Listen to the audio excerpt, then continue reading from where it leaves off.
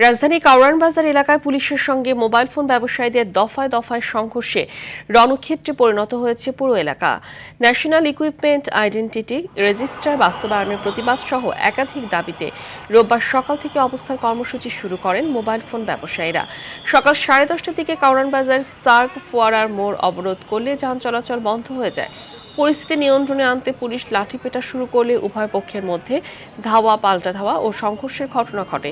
এ সময় আন্দোলনকারীরা ইটপাটকেল নিক্ষেপ করলে এলাকায় আতঙ্ক ছড়িয়ে পড়ে।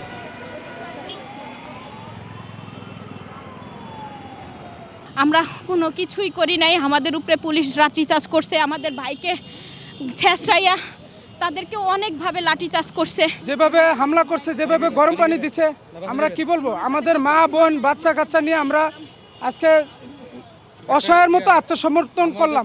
সরকার কালকে একটা ডিক্লার দিচ্ছে যে তারা আমাদেরকে 45% আর যারা অফিসিয়াল বিক্রি করে তাদেরকে 5% করে দিচ্ছে। কিন্তু এই 5% করার পরে ভাই, আপনারা যারা সাংবাদিক আছেন আপনাদের কাছে প্রশ্ন একটাই, আপনারা ভিজিট করেন মার্কেট, একটা 24,000 টাকা ফোন 26,000 টাকা হয়ে গেছে।